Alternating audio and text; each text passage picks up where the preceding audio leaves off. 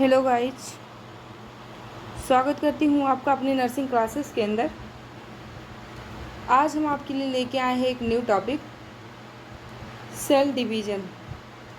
Cell division क्या होता है, इसके टाइप क्या होते हैं, सारे के बारे में हम डिटेल से बात करेंगे। तो स्टार्ट करती हूँ आज की क्लास। सेल डिवीज़न देखो, सेल डिवीज़न होता क्या है। देखो मतलब अपने जैसे दूसरे बच्चे बना लेते हैं, ठीक है। सेल्स को या सेल्स बना लेते हैं, ठीक है। जैसे क्या हुआ, अपना शरीर टूट के दो भागों में बट गया, 2 से 4, 8, जैसे मुझे चोट लग गया, ठीक है। जो चोट लगा वहाँ की सेल्स अपनी जैसी सेल्स बना के मेंटेन कर लेंगी, उसी को हम क्या बोलते हैं, सेल डिवीज़न बोलते हैं, ठीक है। देखो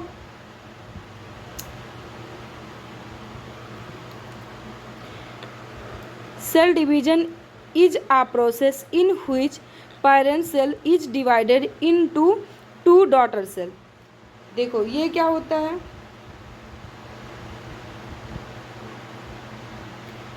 कोशिका विभाजन ऐसी मतलब सेल्स डिवीजन ऐसी प्रोसेस होती है जिसमें एक सेल विभाजित होकर दो डॉटर सेल मतलब टू डॉटर सेल में बदल जाती हैं, ठीक है। मतलब इसका मतलब कहना यही है कि जो सेल्स डिवीज़न होता है वो ऐसा प्रोसेस होता है जिसमें एक सेल डिवीज़न होकर दो डॉटर सेल्स में क्या होती हैं, बदल जाती हैं, ठीक है। It is also known as all reproduction and multiplication. ये कह रहा है, देखो मल्टीप्लीकेशन मीन्स क्या होता है। मल्टीप्लीकेशन मीन्स 1 से 2 या 2 से 4, 8 इसी प्रकार चलता रहता है, जिसे हम मल्टीप्लीकेशन बोलते हैं, ठीक है। मतलब यह प्रक्रिया को रिप्रोडक्शन या मल्टीप्लीकेशन कहा जाता है, ठीक है। For all division take 24 hours time. देखो कोशिका विभाजन होने में लगभग 24 घंटे का समय लगता है। मतलब जो हमारा सेल्स डिवीज़न है उसका क्या होता है, ये जब विभाजन होता है, डिवीज़न होता है, तो उसमें टोटल लगभग 24 आवर्स का टाइम लगता है, ठीक है। अब हम बात करते हैं किसका, टाइप ऑफ सेल डिवीज़न। किसका बात करते हैं, type of cell division. Type of cell division जैसे बहुत बार क्वेश्चन में पूछा गया है, यानी कोशिका कितने प्रकार में विभाजित होता है, तो कितने प्रकार में होता है, 2 प्रकार में होता है। एक कौन सा होता है, माइटोसिस डिवीज़न होता है, और एक कौन सा होता है, मियोसिस डिवीज़न। कौन सा होता है, मियोसिस डिवीज़न। तो देखो माइटोसिस डिवीज़न क्या होता है, ठीक है।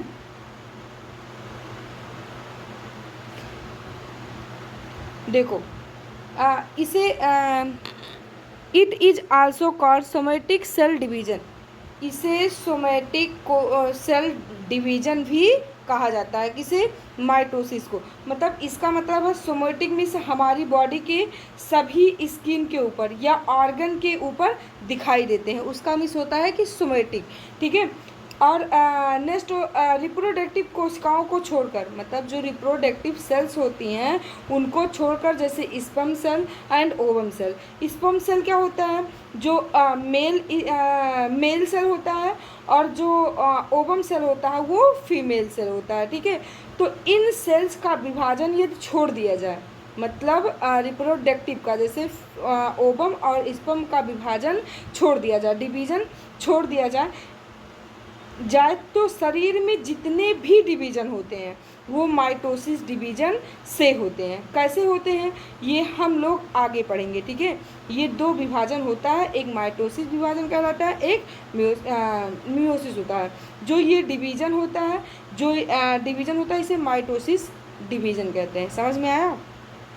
माइटोसिस मीन्स होता है कि इसमें बस रिप्रोडक्टिव सेल्स को छोड़कर बाकी जितने डिवीज़न होते हैं वो सब माइटोसिस के अंदर आते हैं, ठीक है।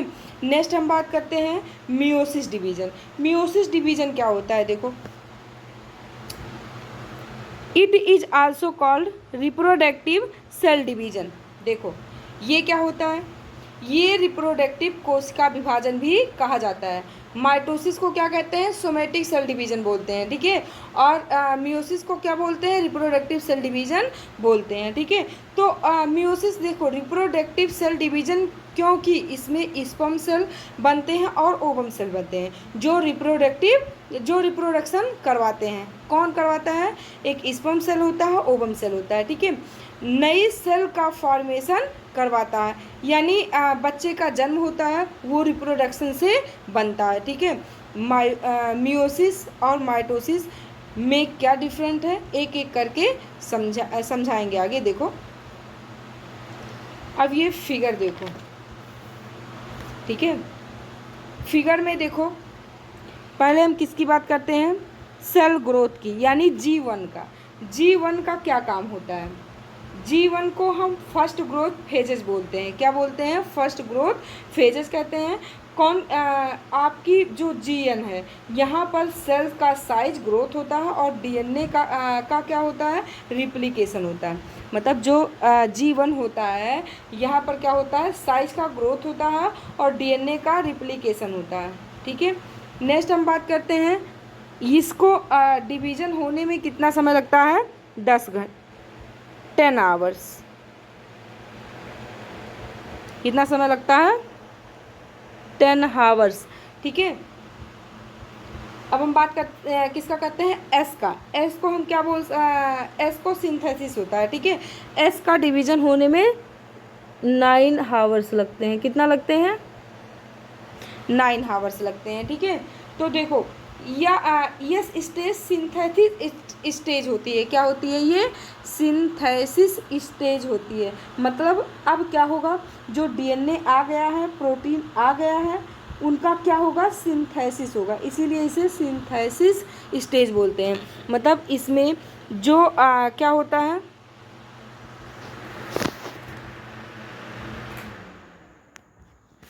देखो इसमें क्या होता है, जो प्रोटीन और DNA, ठीक है, प्रोटीन DNA इसमें आ जाते हैं, उनका क्या होता है, सिंथेसिस होता है, इसीलिए इसे सिंथेसिस स्टेज बोला जाता है, ठीक है। अब हम बात करते हैं किसका, G1 का, ठीक है। देखो सॉरी G2 का, इसे सेकेंड ग्रोथ फेजेस बोला जाता है। किसे, G2 को।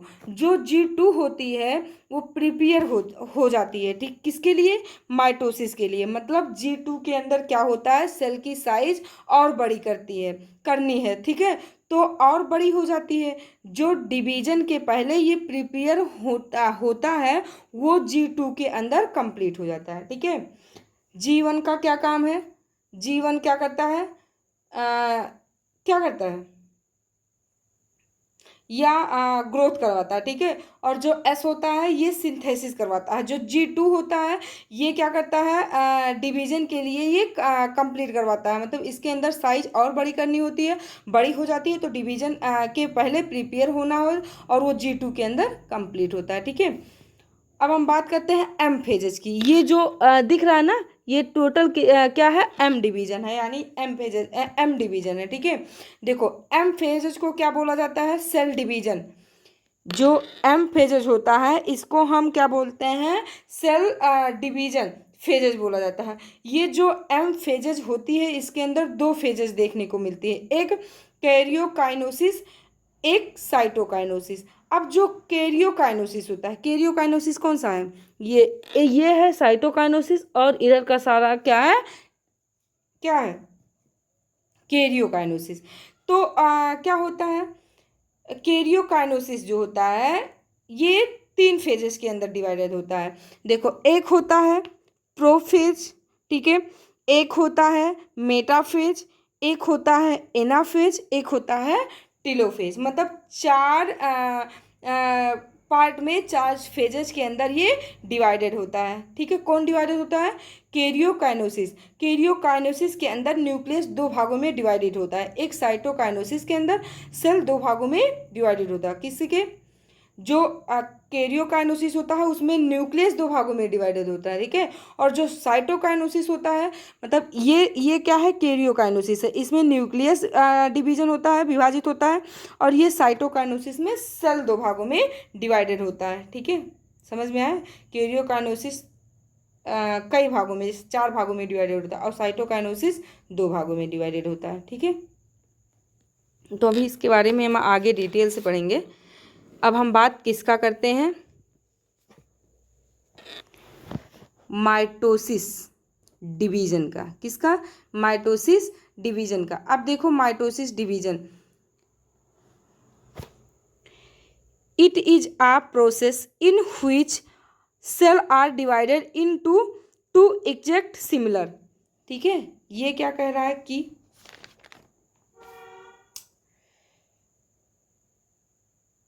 किसका हम बात कर रहे हैं, माइटोसिस का। ठीक है, तो यह सोमेटिक सेल के पास कितने अच्छा एक क्वेश्चन बताओ, एक सोमेटिक सेल्स के पास कितने क्रोमोसोम होता है, इसको कमेंट करके आप लोग बताना कि क्रोमोसोम सोमेटिक सेल्स के पास कितना होता है। ठीक है,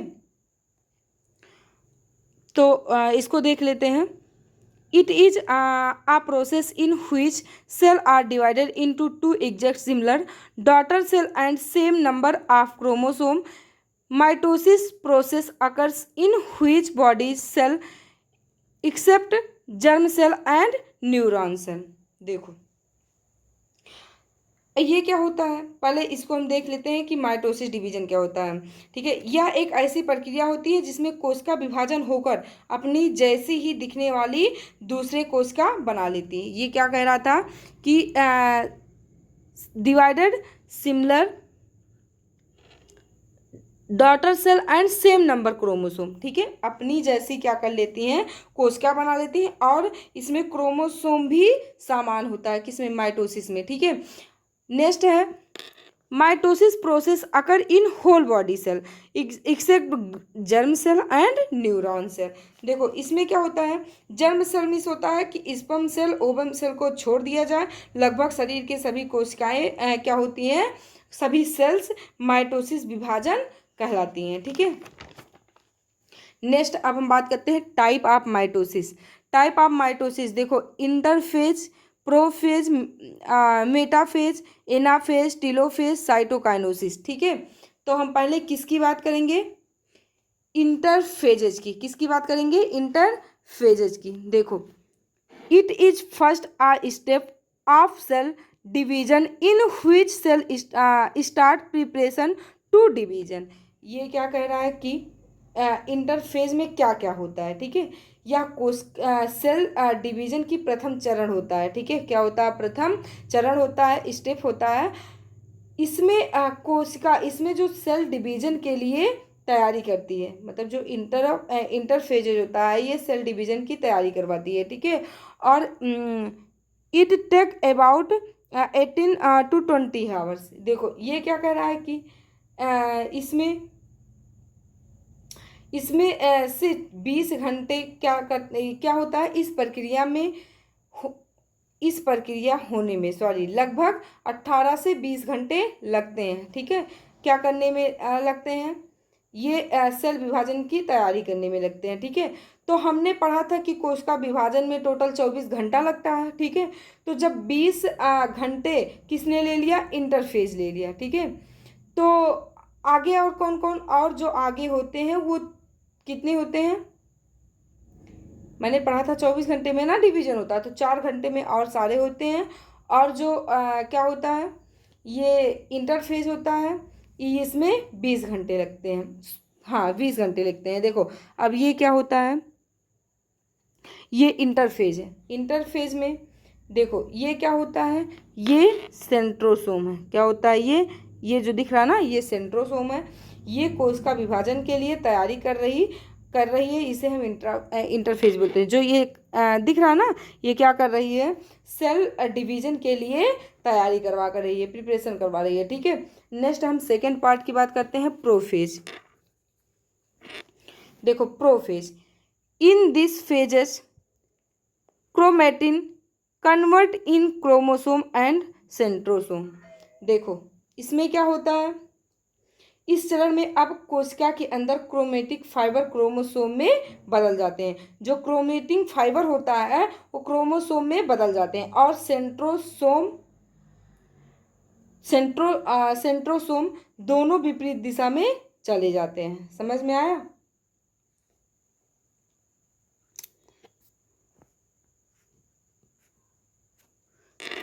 नेक्स्ट बात करते हैं, in this phases disappear all cell organelles. देखो इसमें क्या होता है, ये सभी जो ऑर्गेनल्स हैं ये खत्म हो जाते हैं, जैसे कि राइबोसोम, माइटोकॉन्ड्रिया वगैरह, ये सारे क्या होते हैं, खत्म हो जाते हैं। किस में खत्म होते हैं, प्रोफेज में। ठीक है, अब प्रोफेज को देखो, ये क्या है, सेंट्रोसोम है। क्या है, सेंट्रोसोम होता है। देखो इसमें प्रोफेज में आते आते, यानी इसमें आते आते न्यूक्लियस कंप्लीट डिसअपियर हो गया है। मतलब क्या हो गया है, जो न्यूक्लियस होता है वो डिसअपियर हो जाता है और न्यूक्लियस नहीं बचता है, केवल हमारा क्रोमोसोम क्रोमेटिन फाइबर में बदल जाता है। जो हमारा क्रोमोसोम होता है वो क्रोमेटिन फाइबर में चेंज हो जाता है, बदल जाता है। अब देखो क्रोमोसोम कैसे क्रोमेटिक फाइबर में टूट जाते हैं, यानी बदल जाते हैं। देखो जो हमारा क्या होता है,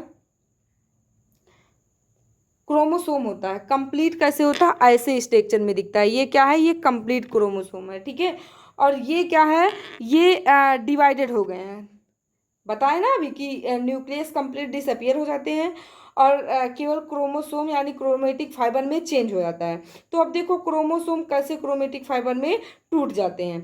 ठीक है, देखो क्या होता है, ये आते आते क्या करते हैं, टूट जाते हैं। जो सेंट्रोसोम क्या होता है, सेल में बता, सेंट्रोसोम तो सेल में बताया गया है। ठीक है, एक ऐसा सेल ऑर्गेनल है जो सुई के धागे, ठीक है, रील देखे हो ना, जो रील्स आता है, यानी डोरा, गांव में क्या बोलते हैं, डोरा, धागा जो भी बोलते हो, तो धागे वाली रील आती है,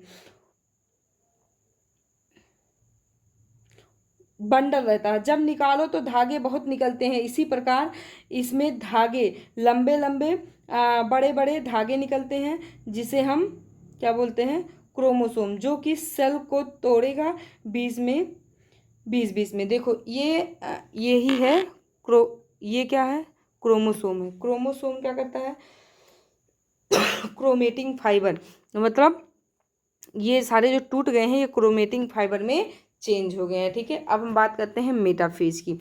मेटाफेज क्या होता है, ठीक है,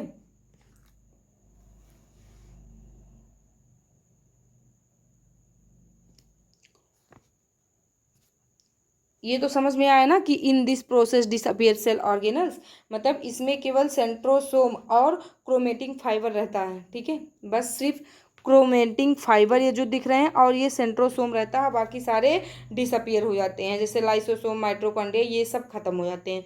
अब हम बात करते हैं किसकी, मेटाफेज की। मेटाफेज क्या होता है, in this step chromosome produce thin spindle fibre which is bind with chromosome. ये क्या कह रहा है, अब सेंट्रोसोम पतले धागे जैसी संरचना, ये जो दिख रहा है ना, ये क्या है, सेंट्रोसोम है। ये पतले धागे जैसे दिख रहे हैं स्ट्रक्चर, ठीक है, इसे ही हम स्पाइंडल फाइबर कहते हैं। जो सेंट्रोसोम है ये क्या है, ये सेंट्रोसोम है, और ये जो धागे जैसा दिख रहे हैं ये क्रोमेटिंग क्रोमे सॉरी स्पाइंडल फाइबर कहते हैं। इसको बनाता है, और यह स्पाइंडल फाइबर क्रोमोसोम से जाकर जुड़ जाता है। देखो ये क्रोमोसोम है, ये स्पाइंडल फाइबर जाकर क्या किया है, क्रोमोसोम से जुड़ गया है। मतलब ये जो धागे नुमा संरचना दिख रहे हैं, ठीक है, ये स्पाइंडल फाइबर कहा जाता है। ठीक है, स्पाइंडल फाइबर ने इनको जकड़ लिया है, एकदम बांध लिया है। किसको, क्रोमोसोम, किसको, सेंट्रोसोम को। देखो क्या किया है, जकड़ लिया है दोनों तरफ से और बांध लिया है। ठीक है, तो एकदम जब वो बांधेगा तो इनका काम क्या होगा, जैसे हमें कोई पकड़ा तो हमारा काम होगा ना कि हम छुड़ाएं, तो इनका काम यही होगा कि खींचेगा। जब ये खींचेगा तो क्या होगा, दो भागों में ये डिवाइडेड हो जाएगा। देखो एक भाग स्पाइंडल फाइबर इधर आ गया और एक भाग इधर आ गया। ठीक है, समझ में आ गया। अब हम बात करते हैं एनाफेज की। एनाफेज क्या होता है, in this step centrosome separate a chromosome different direction. देखो इसमें क्या होता है, एनाफेज में, एनाफेज इसमें सेंट्रोसोम क्रोमोसोम को खींचकर दो भागों में तोड़ देता है, जो कि विपरीत दिशा में होता है। जैसे ये क्या किया, खींचा तो दो भागों में क्या किया, टूट गया। अब ये विपरीत दिशा में हो गया, एक इधर आ गया और एक इधर हो गया। ठीक है, अब हम बात किसकी करते हैं, टीलोफेज की। किसकी बात करते हैं, टीलोफेज की। तो टीलोफेज क्या होता है, देखो, इन this phases chromosome go opposite side direction and cell start separating. देखो समझ में आया, क्रोमोसोम पूरी तरह से विपरीत दिशा में चले जाते हैं। देखो ये जो क्रोमोसोम है ये क्या किया, पूरी तरह से विपरीत दिशा में आ गया, ठीक है। अब ये क्या हुआ, एकदम विपरीत दिशा में हो गया, ठीक है, चले जाते हैं और कोशिका अलग अलग होना चालू हो जाता है। देखो अब सेल्स क्या हुआ, अलग अलग हो गया, क्या हो गया, अलग अलग हो गया, ठीक है। तो स्पाइंडल फाइबर आल्सो डिसअपियर। फिर जो ये धागे नुमा संरचना दिख रहे थे वो स्पाइंडल फाइबर था, वो क्या हो गया, डिसअपियर हो गया, खत्म हो गया, ठीक है। तो देखो अब हम बात करते हैं किसकी, साइटोकाइनेसिस की। साइटोकाइनेसिस क्या होता है, देखो cytokinesis, this last phases of cell division in which cell completely separate and cell organism start formation, organism start formation. देखो इसमें साइटोकाइनेसिस में यह अंतिम फेजेज होता है, इसमें सेल पूर्ण रूप से डिवीजन हो जाती है और नए कोशिकांग यानी ऑर्गेनल्स बनने लगते हैं। मतलब ये क्या हो जाता है, बिल्कुल ऐसे अलग अलग दिखने लगता है, ऐसे दिखने लगता है, ऐसे, ठीक है। अब हम बात करते हैं जैसे ये क्या हुआ, माइटोसिस खत्म हो गया। अब यहाँ हम जैसे माइटोकॉन्ड्रिया बनने लगा, धीरे धीरे कोशिका बनने लगी, ये सारी चीज़ें होती हैं। अब हम बात करते हैं मियोसिस डिवीजन का। किसका बात करते हैं, मियोसिस डिवीजन का, ठीक है। तो मियोसिस डिवीजन देखो, it is also called reproductive cell division. देखो इसमें इस प्रकार की कोशिका विभाजन में रिप्रोडक्टिव विभाजित मतलब जो इस प्रकार का सेल डिवीजन होता है वो रिप्रोडक्टिव डिवीजन कहते हैं, ठीक है। किसमें, मियोसिस में जो डिवीजन होता है उसे हम रिप्रोडक्टिव डिवीजन बोलते हैं। रिप्रोडक्टिव सेल डिवीजन क्यों कहते हैं, क्योंकि इसको कहने का कारण ये है कि रिप्रोडक्टिव सेल बनाती है, जैसे कि sperm cell and ovum cell, ठीक है। In this process cell are divided into daughter। ये क्या कह रहा है कि daughter cell which has help number of chromosome, ठीक है।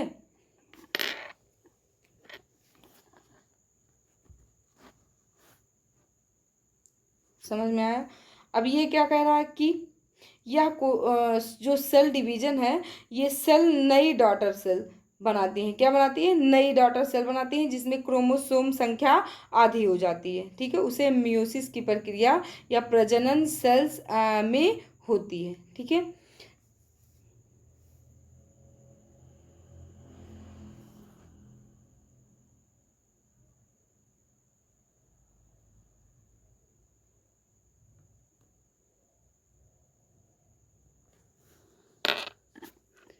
Meiosis process occurs in reproductive cell which production occurs in testes and ovary। testes and ovary देखो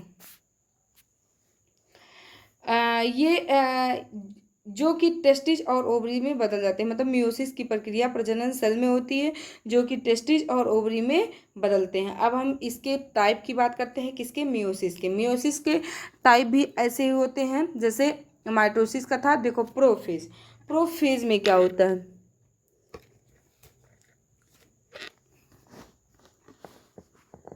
देखो प्रोफेज,